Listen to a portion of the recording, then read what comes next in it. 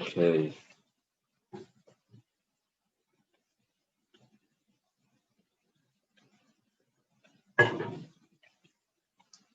Ayin Amud Aleph. That's 70a on the bottom line. Rav asked Rav Nachman a question.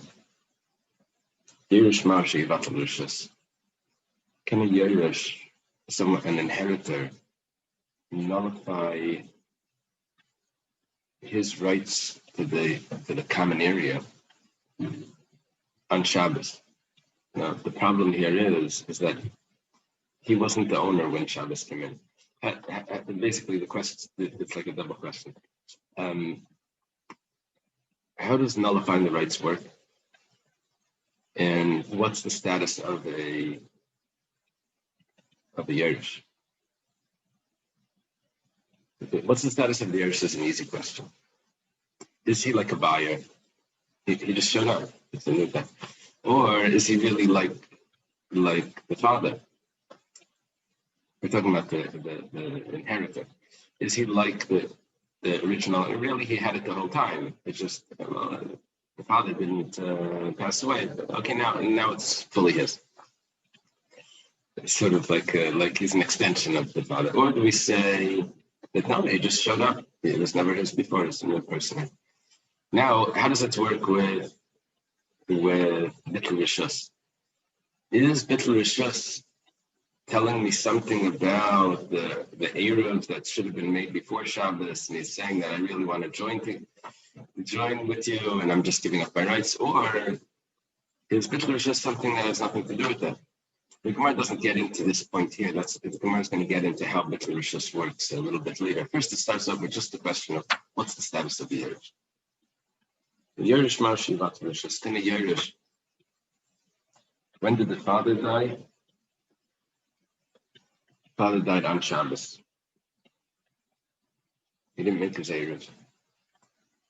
And now there's a problem. How can we resolve this when the person that was supposed to make the Eruv isn't even here anymore? So there's a new person here. Is it resolved?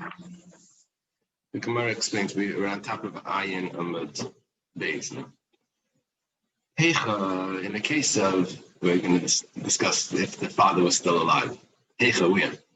But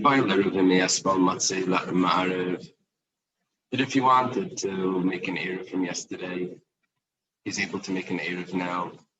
And I'll tell you, you can hear me? Am I the only one with problems with the sound? No, it's very echoey. Whatever. Give me 1 second. Let me just test the speaker. Okay. Do you hear me now? Yeah. That's better. We were hearing you, but as Randy said, there was it was almost doubling. Okay. As Naftali said, I agree.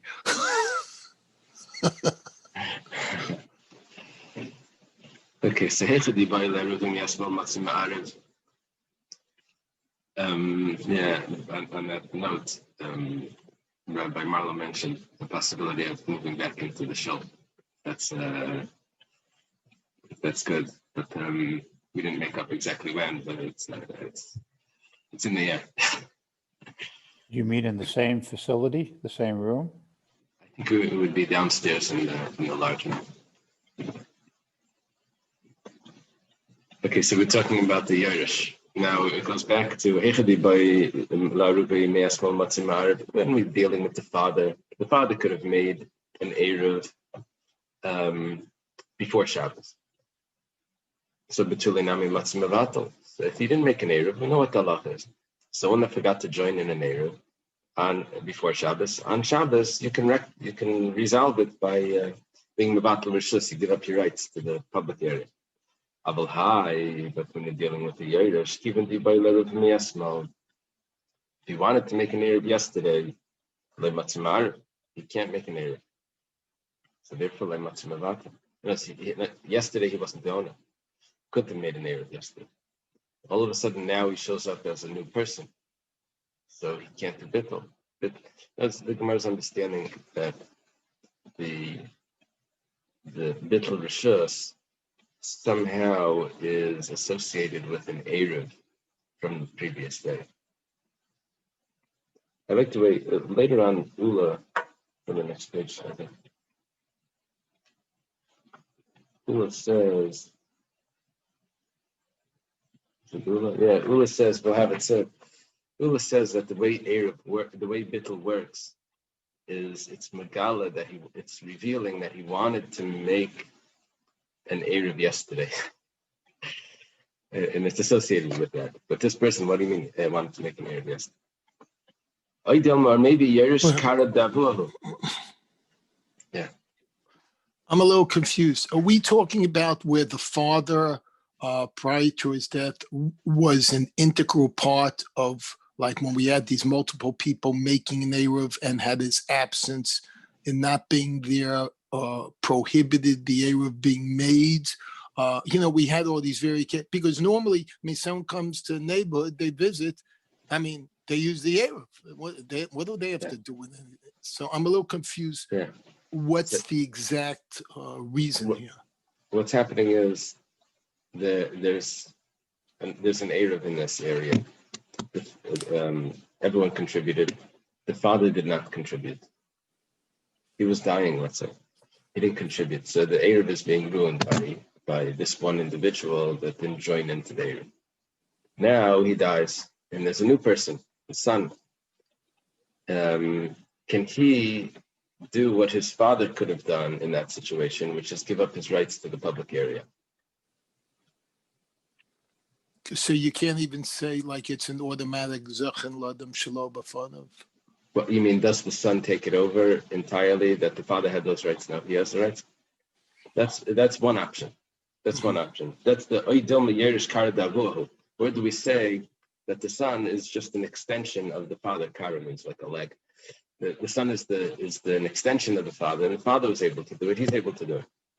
He takes over the father's position to be Mevatel Rishus.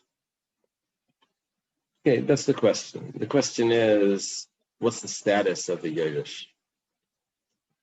Amalei, who was this with Nachman? This is Rav asking with Nachman. He says, Amalei, Ani Emer Mevatel V'Hani D'Bishmuel Tanoin Mevatel. I hold that the Yerush is able to, but Yeshiva of Shmuel, which I think Rav Nachman belonged to, says Ein Mevatel. Says no. It says that he can't do it. Okay, we'll see a little bit more details as we go through the questions. Rav is going to have some questions on this, and then those questions will bring out more of what the issues are here. Esve, he has a question on it.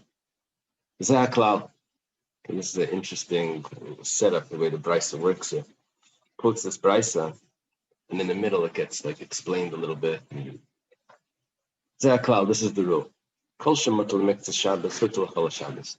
Anything that's permissible for part of the Shabbos, which means for the beginning of Shabbos, it remains permissible the whole Shabbos, even if the situation changed. We'll see what the example that the Gemara is going to explain this Brisa.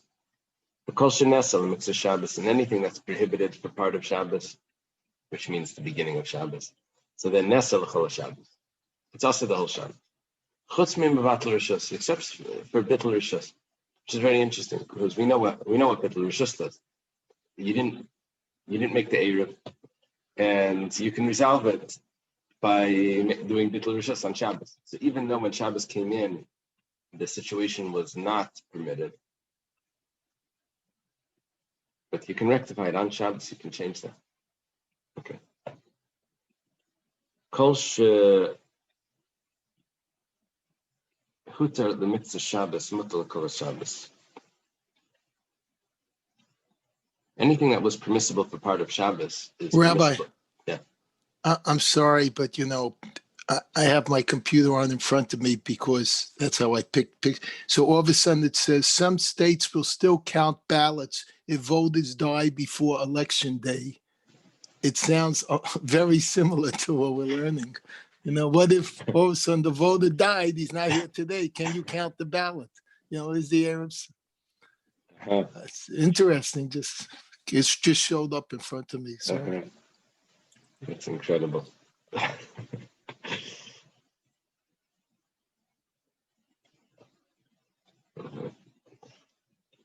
Okay, so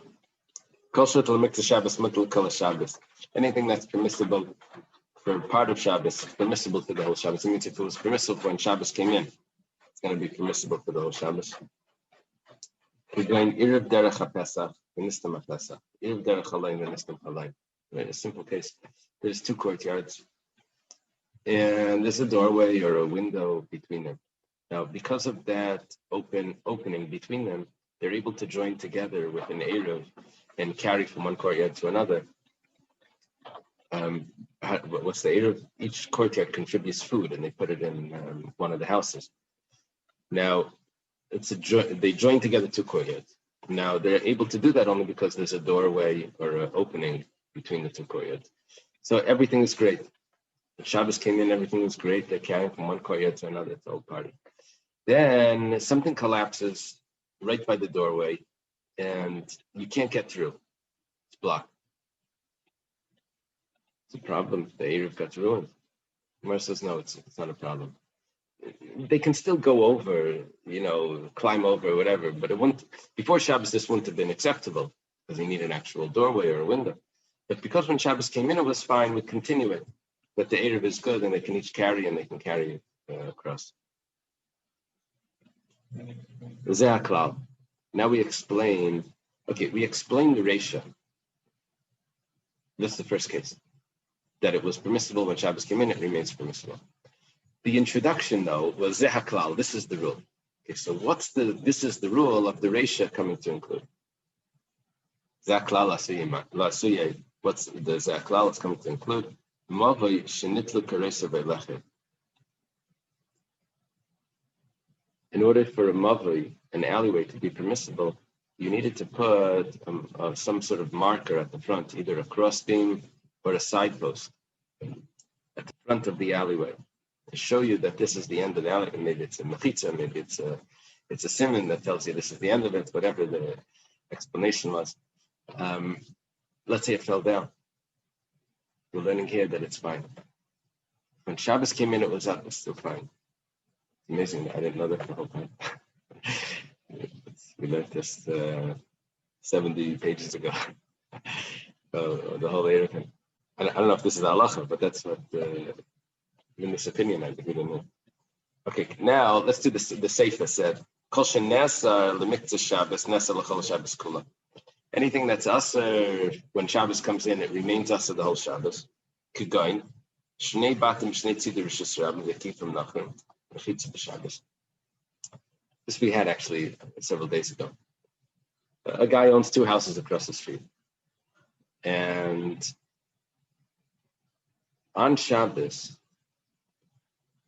non-Jews put up a partition that makes it like his two houses are separated from the rest of the street, and they're across the street. The partition is going. So in other words, he can walk from one house to another without any cars or anything because he has those partitions up. They blocked off. I mean, like a ghetto. They blocked off those houses. Okay, so now he has two houses across the street from each other. Really, they just made an Eruv for him. That would be if it's one owner. Here, I believe it's two different people. Now, can they be mevatel one to another? Be mevatel rishus? That was the Gemara's question earlier. We had this question of Chisda and Rishus. Remember, we spoke about the sharpness of Chisda.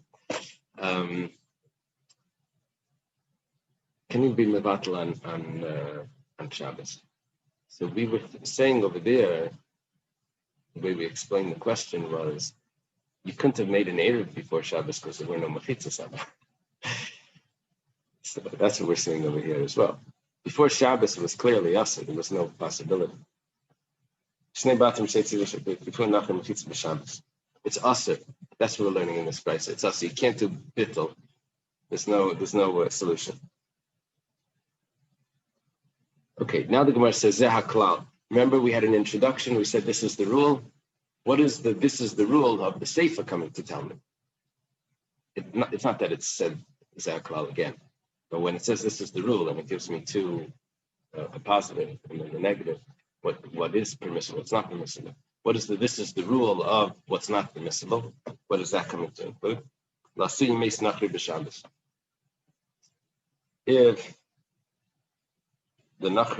there was a nachri that was in this area that you can't make an Eruv with him, if he dies on Shabbos, so does it automatically become permissible because now he's not here? Problem is that when Shabbos came in, there was no Eruv because the nachri spoiled it. Uktani, and then we said chutz mi mevatel rishus, except for mevatel rishus. Now, mevatel rishus meant that you're able to change the situation. When Shabbos came in, it was Aser, and you're able to change the situation on Shabbos by being mevatel rishus. Now the Gemara says like this: it could have given me another possibility. It could have given me a Yerush is able to be mevatel rishus. You in Yerush Lo. It didn't say that a Yerush is able to. It just said a mevatel rishus. It's very difficult Gemara to read. Yeah, like where do you get that? Like anyway, the Rishonim discuss how to read this. The Gemara says ein mechutz miteres bittul rishus. When it says bittul rishus, it's including if it's a bittul rishus of a father, of a bittul rishus of a Yerush. It's not a kasha. That's Gemara resolves it like that. Okay.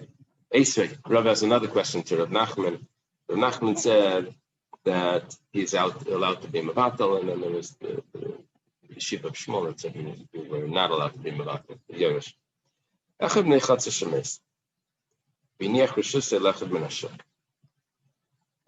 There's people in this that live in this courtyard, and I guess he left the will. One of them dies, he leaves his property over to someone that doesn't live in the courtyard. So,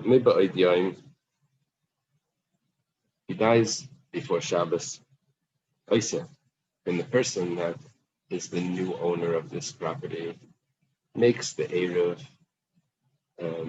invalid because he's not participating in the Eruv. But if the person dies on Shabbos, the Eruv was valid when Shabbos came in, and now a new person moves in on Shabbos. That's Eina Isaac. That doesn't make it perfect. Is a little bit of a stretch. The new Yiddish who's in the will doesn't want to be in the Eruv. Maybe he knows in advance that if this guy goes, it's mine, and he's milachatchila. He'll be good with it. The new Yiddish. He knows in advance that he's in the will. I hear what you're saying. No. Right. All of this discussion is based on the first case where there was a father that died, and the question was, can the Yerush be mevatel? Now we're talking about something that's clearly not bra kara d'avor. Now we have a stranger that's moving in. Yeah, a stranger couldn't have made the Eruv yesterday. Depending on whether it's a son who's inheriting or a daughter, because each one gets a different chelik, is who's older, who's younger. There's other questions in that also, but maybe that could be. Right. So our question was about a Yerush. But what is clear is if it's not a Yerush, if it's just a stranger, so then it's not going to work. That's what it seems like. Okay. So far. Let's see how the Gemara answers. So if it was if the person died by before Shabbos, then there's going to be a problem here. If he dies on Shabbos, then there's no problem. Now let's look at it the other way. There's someone that doesn't live in this courtyard, but he happens to have a property here. And he leaves the property as an inheritance to one of the people that live in that courtyard. So if this person that lives outside, just an investor, and he dies on Friday, so Eina Isa. It was already owned by the person in the courtyard. But if he dies on Shabbos, he was not part of the Eruv, then it's going to be Aser. Shabbos came in, it was no good. Okay. This case right here is a bit of an issue because, like Abby was bringing up, you have a guy that dies on Shabbos. He didn't make an Eiruvin. He leaves the property to someone in the courtyard. There should be a way of resolving that. The Gemara says, "Amay yoser, nibatel." Why is it usher? Let the new owner be mebatel that rishus, even if that area or whatever wasn't. There's got to be a way to resolve this. There's someone in there that is able to be mebatel rishus. And this is exactly the case of the Yerush, of the inheritor. Let the Yerush be mevatel the rishus. The Gemara says, "My oyser nami b'tani ad she'avatel." Simple payah. We didn't mean that it's mamish aser. We meant that it's aser until they do bittul. So here as well, the person dies on Shabbos. He leaves the property to someone else in the courtyard. That person could be mevatel rishus.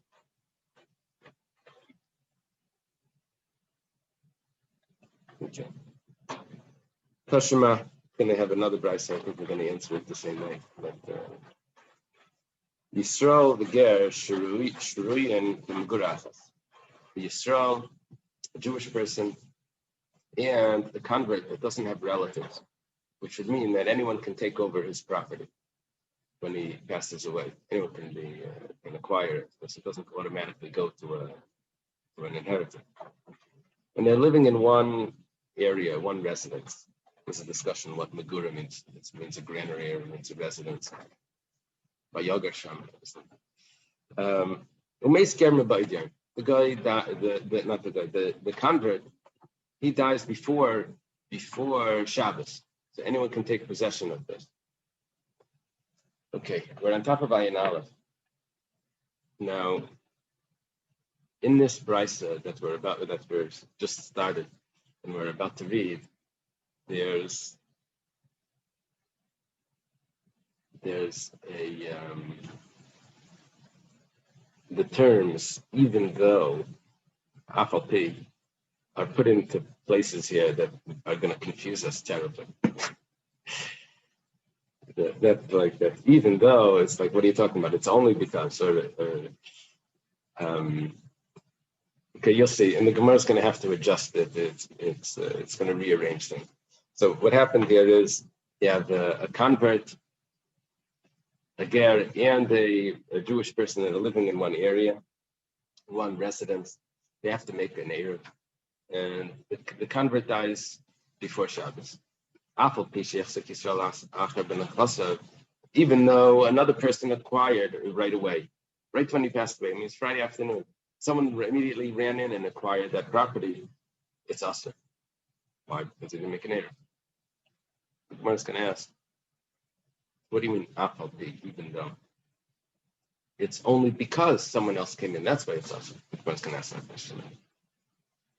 Misha chashecha, if he died after dark, afal pi shalai yachzik Yisrael acher, even though no one else came in to acquire it, so it's only, I guess, only by the one person.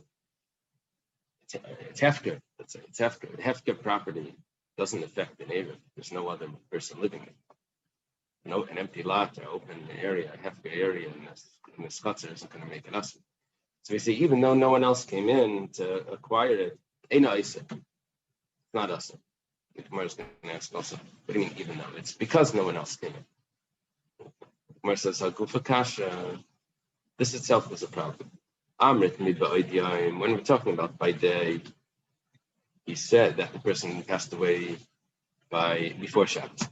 Afal pi shehichzik, even though someone else came in to acquire, it's still aser. Afal pi, even though someone else came in, it's still aser. And that sounds like even though sounds like that someone else coming in would have made it mutter, but it doesn't. It makes it aser. Even though it sounds like that if no one else came in, it's for sure aser. It's it's exactly the opposite. If no one comes in to acquire it, then it's not a problem. The Gemara says, "Amar Rav Papa." You know, it's the question that we brought out, the apple p, the even though messes up the logic. Rav Papa explains it like this: apple p shaloi hichzik. Even though no one acquired it, it's still asik. Why is it asik? Let's take a look.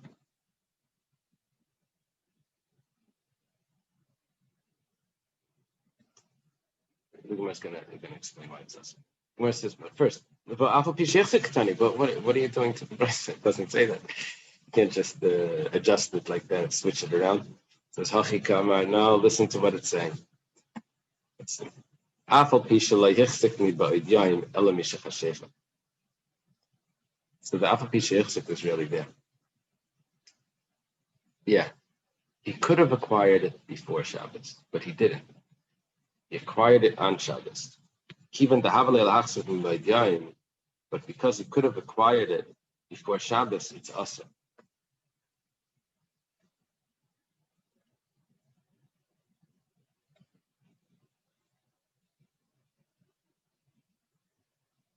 Because it didn't have a heter when Shabbos came in. You know, that heter when Shabbos came in. It really did have a heter because it was heter. We went over that on Ayin Amid Beis. Didn't we go over if there's no Erev when Shabbos comes in? Yeah, That's what we said. We said if there's no Erev when Shabbos comes in, it remains asur. So why do we have to go over it again?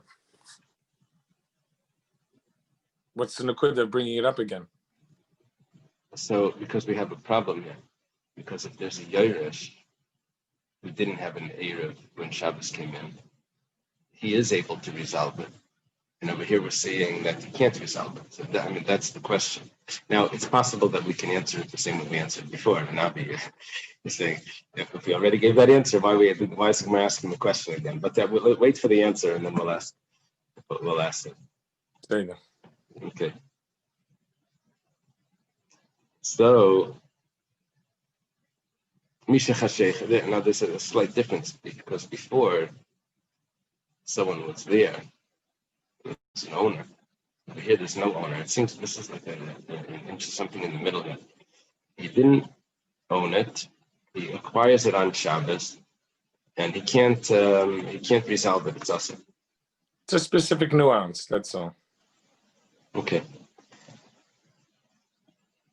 How does he acquire it on Shabbos? He's allowed to acquire it on Shabbos? I don't know how he's acquiring it on Shabbos. I don't know. Maybe you can acquire from Hefker on Shabbos. What do you think? You can't make transactions, but what about from Hefker? I don't know. Actually, at the end of this Gemara, right before the Mishnah, that's going to be part of the discussion. It's going to come up a little bit. It's not going to answer that though. I mean, if you find something in the street on Shabbos that's Hefker and you stand over it till after Shabbos, it's yours. So, I mean, I don't know if that's a sort of a question or... Can you lift it up on Shabbos and acquire it on Shabbos? Let's say it's not. Let's say there's an Erev. If it's not Muktzah, I guess. Yeah. So if that's the case, then Daniel, that would be the answer. You can acquire from Hefker. You can't make a transfer from one owner, but from Hefker maybe. Yeah. Okay. So Misha Chashecha. Now we go to the other case. If the person died after it was already Shabbos, even though no one else came to acquire it, it's not us. Now the problem with that Afal is still there. What are you saying? Even though that sounds like if not, then if no one acquired it, then it would be asur. No, it's the opposite. If no one acquired, then it wouldn't be asur. It's only because they acquired it that made it asur. Rav Papa resolves it very similar. It's not afal pi shaloi hechsek. Why is it asur if the person died on Shabbos? Because someone came and acquired it. That's why it's asur. Not afal pi shaloi hechsek. Afal pi shehechsek. Gemara says, 1 second. You can't answer it like that. It says the opposite. It says no one acquired it. The Gemara says, even though he acquired it after dark, but because he wasn't able to acquire it before, it's not us.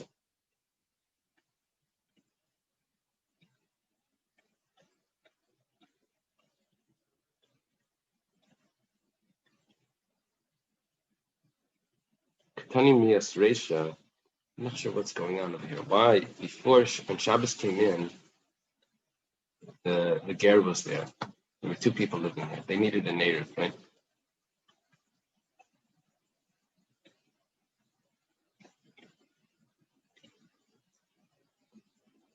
Ketani Mias Reisha, we'll go further. It's,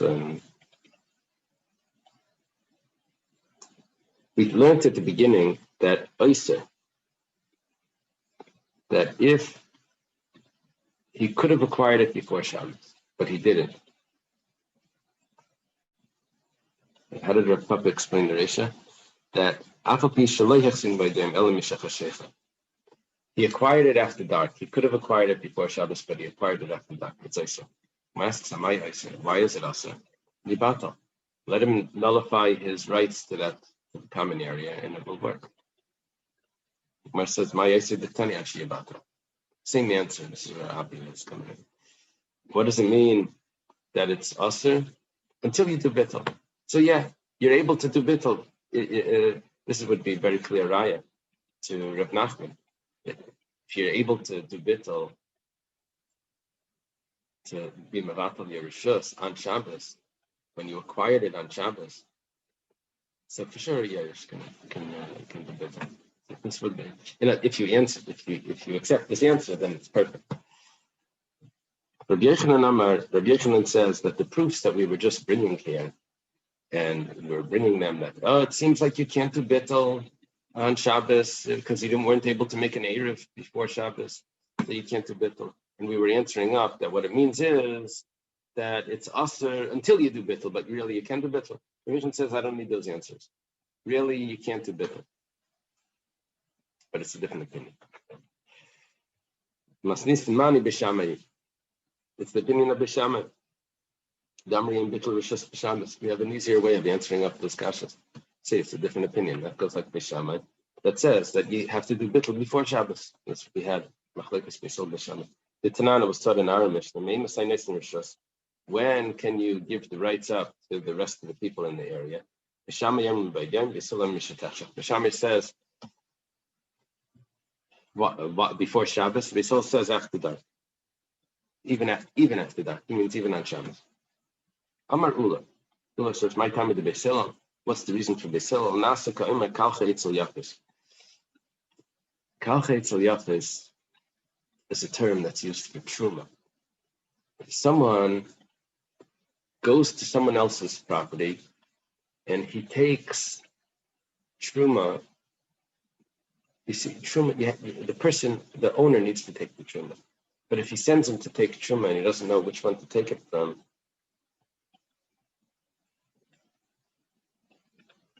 and he takes from one of them, from which quality, the owner comes in and says, you should have taken from the better one. Now, we look at the property, we look at the fruits that the person has, and if there were better ones, then we say that the person actually agreed to the truma and it's a good truma. But if there weren't better ones and the person was sarcastic, and it says you took the best and you gave it away, then we say that the truma wasn't good. So this is an expression that Ula's coming in and saying that how does bittul work when he gives up his right? He relinquishes his right. Thank you, Dr. Stan. He relinquishes his right on Shabbos. That's agreeing to the Eruv of before Shabbos. According to this, it would affect if there was a potential for an Eruv before Shabbos. Some Rishonim say that what Ula is coming in is he's coming back to this question about the Yerush. Amar Abaya says, Meis Nachri b'Shabbos. If a Nachri dies on Shabbos in that area, you couldn't make an Eruv before Shabbos. So my Kalcha Eitzel Yapasika. So what do you mean Kalcha Eitzel Yapas? That you're agreeing to what took place before Shabbos. You didn't have anything before Shabbos. Allah says it's a different question. The Machlekes Bisham and Beisil, how does Bittul Rishus work on Shabbos? Bisham is Savri Bittul Rishus Mikni Rishusu B'Shabbos Asr. Beisil Savri is Telika Rishus Ba'almo, is Telika Rishus B'Shabbos Shabbos. Here's the discussion. This is interesting. Daniel, in the study, you brought this up. How does it work? Bittul Rishus. Is he transferring his ownership to the other people? Or is he just relinquishing? He's just stepping out. If he's just stepping out, that's what Beisil holds, then you can do this on Shabbos. You can just step out. It's not a transfer of ownership. It's just I'm Misalik. I'm making it hefker. So I'm not a problem here. But Beis Shammai holds that he's actually giving the Rishus over to the other people. And then that's a problem to do on Shabbos. Remember, we had a machlekes ravage. There was a machlekes between. You have to do it to each person.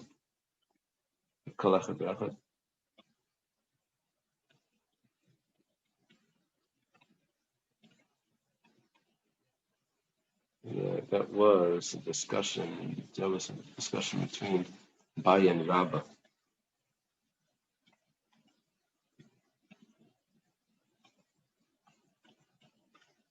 Okay.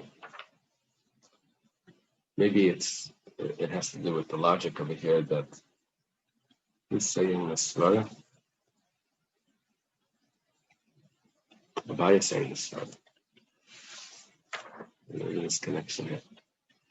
Bai's story is that Beisil says that you're just removing yourself.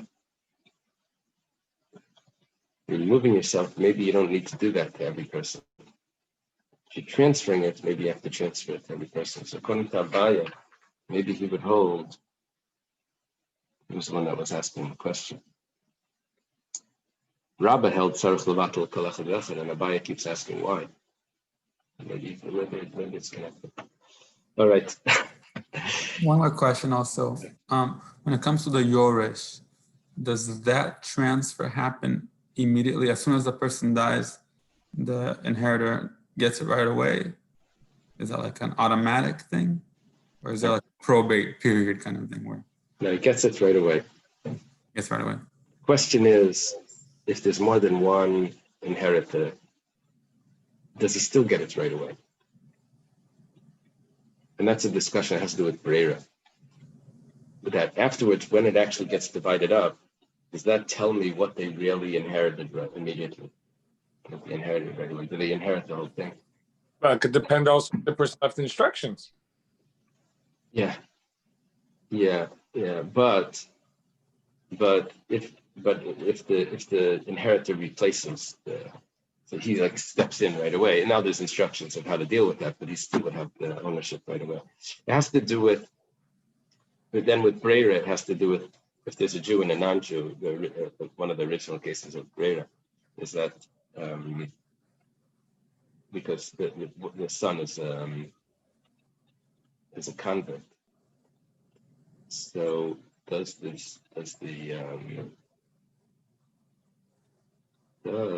son inherit the Avodah Zaras of the father? And then when you switch it, when he says you keep the Avodah Zaras, is that considered a sale that he just sold it, or is it, if I say Yesh Brera, then he never inherited it at all? That's like gets into that. But basically, the inheritance takes place right away, and then how do you divide it up? That's a discussion. Okay, the Mishnah says, I think that's how it works. Mishnah says, Balabais Yeshuta L'Shchenav L'Zebiyayin or L'Zebiyayin in Etzichem. Okay, what we're discussing here is that there are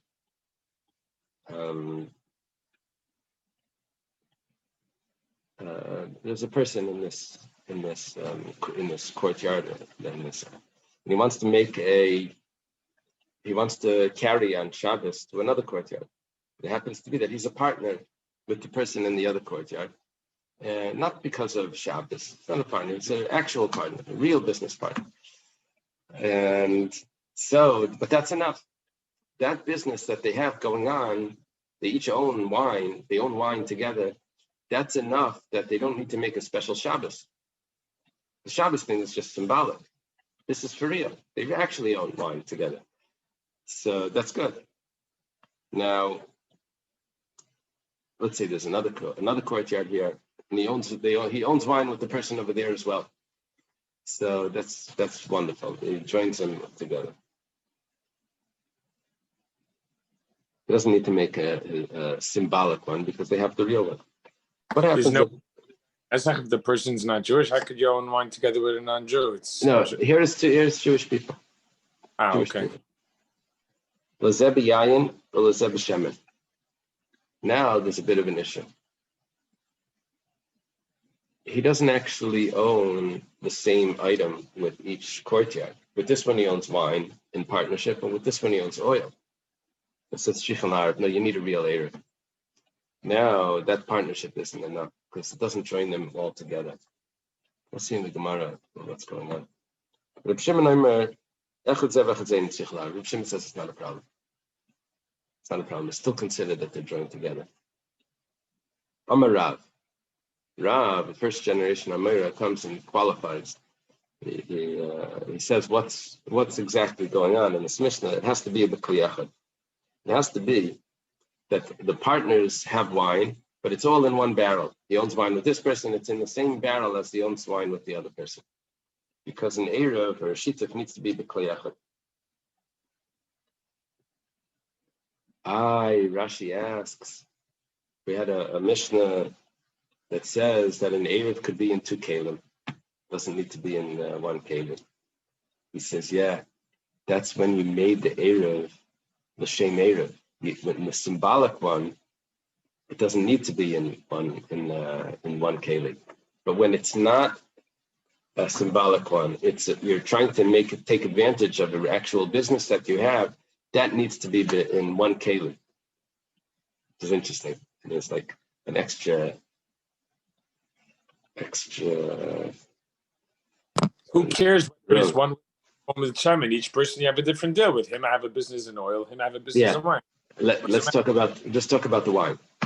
Let's say you have business with wine with this person, business with wine with that person.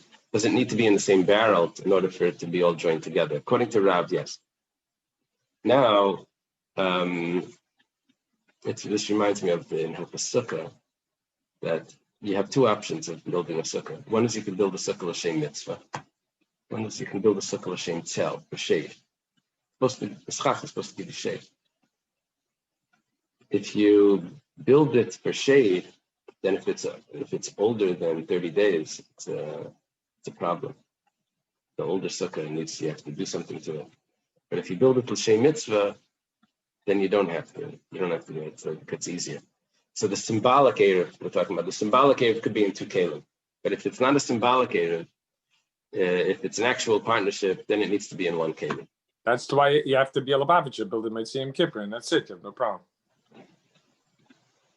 Okay.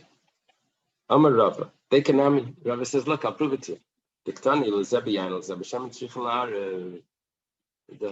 Tanakama holds that if the partnership is with one person with wine, one person with oil, you need a separate Eruv.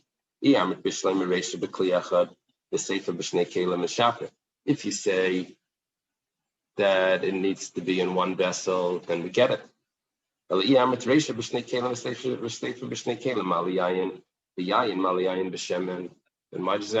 Then why is wine and oil an issue? The whole issue must be because it's in two kelim. It's not such a strong svara, but anyway, it's a nice shot. Amalei Abaya, yayin royal arif, yayin v'shemen in royal arif. That's not a right. It's not a proof. Abaya says that it could be that the wine is in different kelim, but because I'm able to put them in one kelim, so then they don't have to be in one kelim. But wine and oil, you're not going to mix them together. So that is not going to work. It doesn't mean that the wine needs to be in one keli. It's enough that it could go into one keli. I have a friend before Pesach. He had all this wine that wasn't labushal and fancy wines. Anyway, he called up an old Rav in Montreal. Called him up. He says, I have people coming over for the Seder and I have this wine. It's not labushal.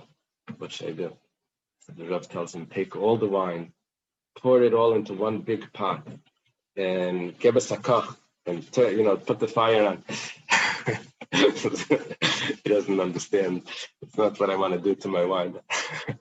Anyway, here we're saying yayin, royal, you can mix it together. Yeah, if it's cream malaga, yeah. But Shapiro is fine. Okay. Reb Shimon says that you don't need an Eruv if it's wine and oil. That itself is good enough.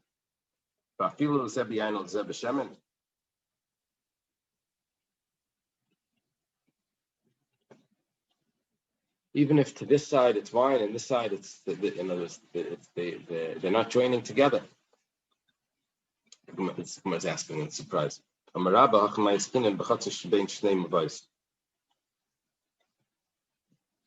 We're talking about one courtyard that could join together two alleyways. And we had a discussion like this before. We set it up like A, B, and C.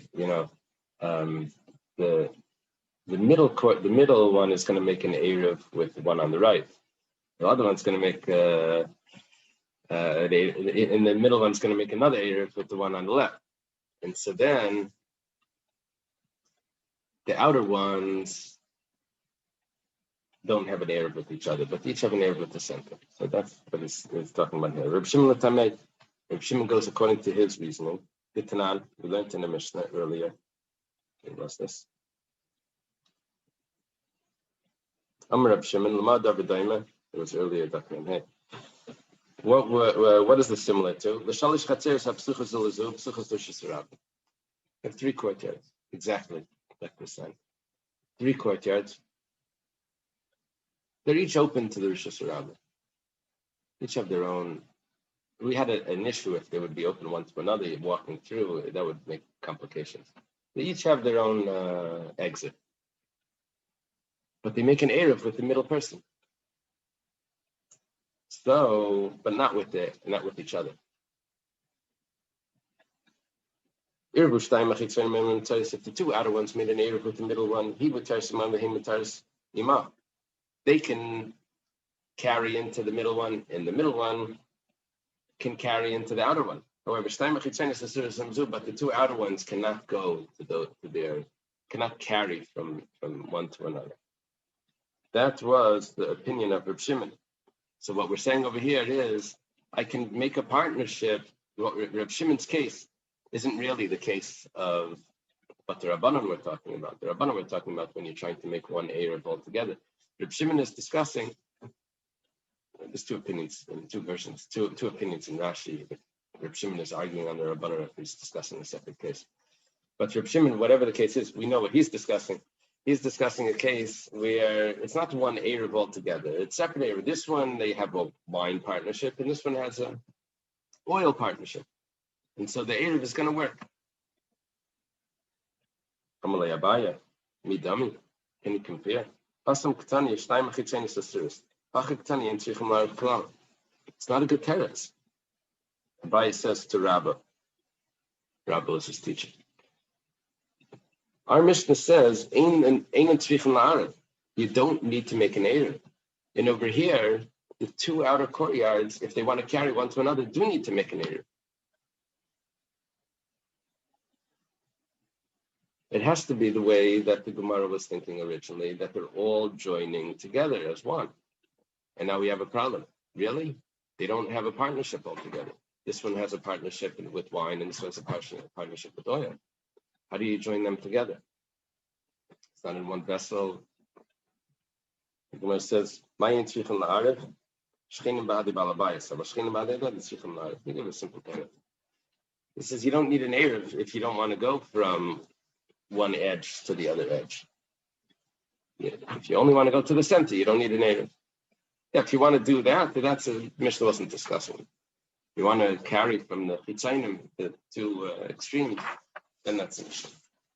Rabbi Yosef Amar, Reb Shimon v'Rabbanan beflukted Rabbi Yechon ben Nuri v'Rabbanan commit. Nice pshat. Rabbi Yosef says that Reb Shimon and Rabbanan are arguing about something else.